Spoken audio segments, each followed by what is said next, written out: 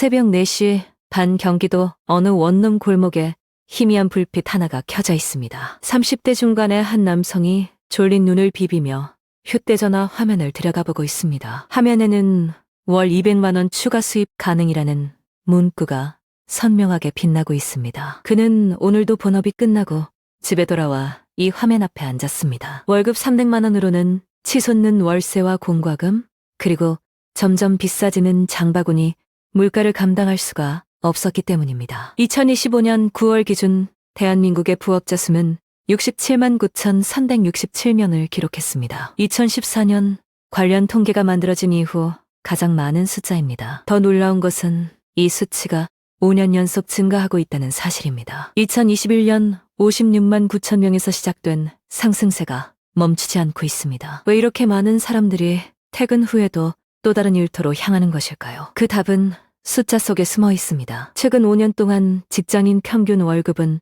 352만 7천 원에서 415만 4천 원으로 올랐습니다. 연평균 3.3%의 상승률입니다. 하지만 같은 기간 물가는 그보다 더 빠르게 치솟았습니다. 2022년에는 물가가 5.1%나 뛰었는데 월급은 6%밖에 오르지 않았습니다. 세금과 사회보험료까지 빼고 나면 실제로 손에 쥐는 돈은 거의 늘지 않은 셈입니다. 석병훈 이화여대 교수는 이렇게 말했습니다. 모든 소득이 투명하게 공개된 임금 근로자에게 각종 세금과 사회보험료 부담이 집중되기 때문에 고물가 임금 정체 상황에서는 부업으로 내몰릴 가능성이 크다고 말입니다. 월급만으로는 버틸 수 없는 시대가 된 것입니다. 이런 절박한 상황을 누군가는 기회로 봅니다. 그러나 그 기회를 노리는 것은 정직한 일자리가 아닙니다. 부업을 미끼로 사람들의 주머니를 노리는 사기꾼들입니다. 휴대전화 화면을 딸깍 한번 누르면 돈이 들어온다는 말 들어보신 적 있으신가요? 2026년 2월 KBS 추적 60분은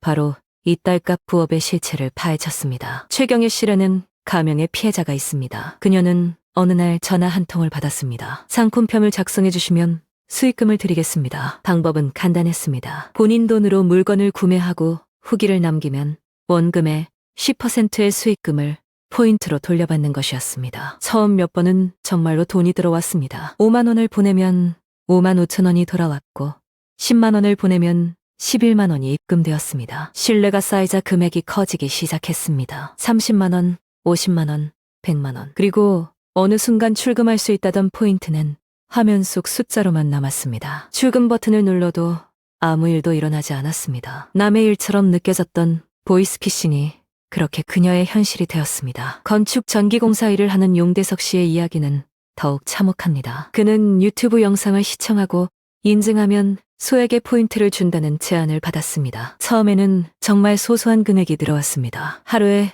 10,000원, 20,000원씩 쌓이는 것을 보며 그는 안심했습니다. 그러다 본격적인 미션이 시작되었습니다. 팀 미션이라는 것이었습니다. 여러 사람이 함께 미션을 수행하면 더 큰 수익을 나눌 수 있다는 설명이었습니다. 문제는 미션을 완료하려면 먼저 돈을 넣어야 한다는 것이었습니다. 처음에는 50만 원, 그 다음에는 100만 원. 이미 넣은 돈이 아까워서 빠져나올 수가 없었습니다. 지금 그만두면 지금까지 넣은 돈을 다 잃습니다. 조금만 더 투자하면 원금과 수익금을 모두 받을 수 있습니다. 이 말이 반복되었습니다. 용대석 씨는 가지고 있던 아파트를 담보로 대출을 받았습니다. 차도 담보로 넣었습니다. 공황 상태에 빠진 그에게 사기꾼들이 마지막으로 건넨 제안은 더욱 충격적이었습니다. 통장을 빌려달라는 것이었습니다. 모든 것이 사기였다는 것을 깨달았을 때 이미 3억 2천만 원이 그들에게 넘어간 뒤였습니다. 팀 미션 사기의 구조는 단순하지만 치밀합니다. 피해자를 제외한 대화방의 모든 사람이 사기꾼입니다. 함께 미션을 수행하는 것처럼 보이는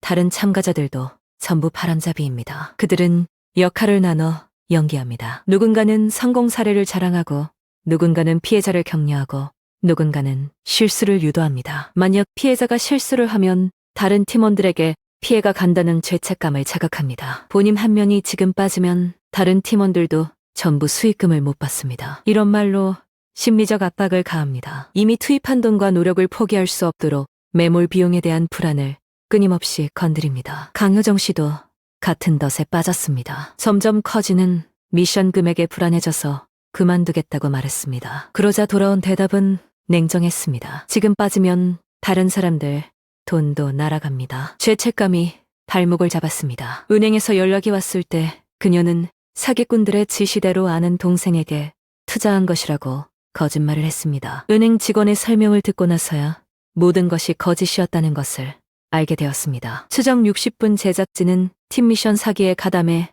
피해자를 모집하는 모집책을 직접 만났습니다. 그가 하는 일은 간단했습니다. 잠재적 피해자를 카카오톡 대화방으로 끌어들여 관리자에게 넘기는 것이었습니다. 한 명당 8만 원을 받는다고 했습니다. 그는 팀미션 사기 조직이 국외에 본부를 두고 점조직 형태로 운영되는 것 같다고 말했습니다. 한국인의 카카오톡 계정을 빌려주는 일도 하고 있었습니다. 문제는 피해가 여기서 끝나지 않는다는 것입니다. 부업 사기는 한번 물린 피해자를 다시 노립니다. 정서윤 씨는 팀미션 사기로 3,300만 원의 피해를 본 후 새로운 일자리를 찾았습니다. 업체의 별로그와 홈페이지를 꼼꼼히 확인했습니다. 유명 구인 구직 플랫폼에 올라온 공고도 확인했습니다. 전자계약서까지 작성했습니다. 그런데 인터뷰 도중 그 일자리마저 사기라는 것이 밝혀졌습니다. 모두 실제 운영 실체가 없는 가짜였습니다. 최무겸 씨의 사례는 더욱 안타깝습니다. 그는 1차 피해 이후